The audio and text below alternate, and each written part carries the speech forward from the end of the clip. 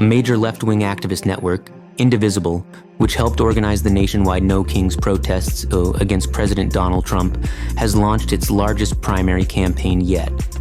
Aimed at Senate Democrats who voted with Republicans to reopen the government, co-founder Ezra Levin said, Democrats have failed to stand up to what he calls authoritarian actions by Trump and the GOP, arguing that the party must show more strength as communities face threats to democracy, civil rights, and social services.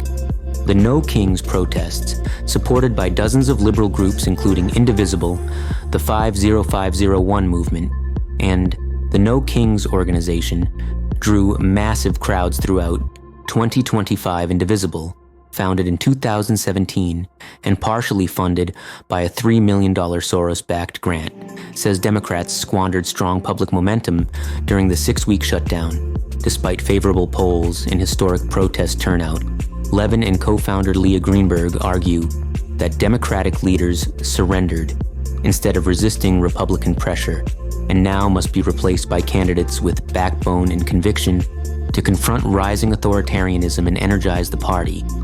Today marks 250 years of the U.S. Marine Corps. Before we honor all our brave American heroes tomorrow for Veterans Day. This all coming, of course, as the Senate passes a new bill for veterans in a bid to help end the shutdown. Politico writing, the bipartisan fiscal 2026 military construction and veterans affairs funding bill is one of 3 full-year spending measures. The bill allocates $153 billion in discretionary funding for the VA and the defense programs and another $263 billion in mandatory funding for veterans benefits. Combined total would put the annual VA budget on the precipice of a first ever $400 billion plus mark.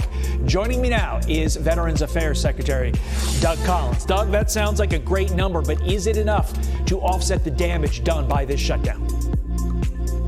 Well, it's a good number, and it's good if we can continue this to get it open, Todd. I think the biggest thing right now is let us open the whole VA. Right now, we've had our hospitals, our clinics, and all have been working just as normal. That is the one good thing about advanced appropriations, that we can make sure that all the medical needs that our veterans have are there. But we suffered a big blow and still are suffering a big blow when it comes to educational benefits, outreach, vocational rehab, a slowdown in our disability claims and benefits just a little bit because we're just having to deal with so much, folks being off. I have over 30,000 plus that are furloughed, and almost, half of those are still working but not getting paid. So it's just a real concern as we go forward. It's time to get this government back open. I'm glad to see that there was movement between both parties to get it open, but now it's time to make it happen. The theme of the morning has been, now that we have some light at the end of the tunnel, we're not officially open, but, it does look like the government shutdown is over, at least in theory. How long will it take your agency, the VA, to get up and running once everything's dotted, everything's signed?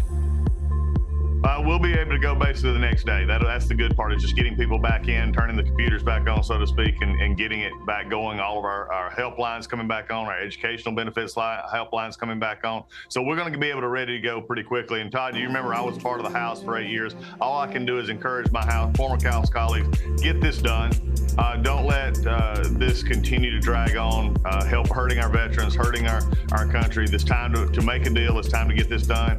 And, there's time for policy, but then there's also time to look out for the American people and open the government and open our veterans here on Veterans Day tomorrow. It's going to be something we really need to do. Well, let's start with, I call them the 2 holidays. Let's start with the Marine first. When you think of 250 years of the Marines, what goes through your mind? Just one of the baddest fighting forces in the world.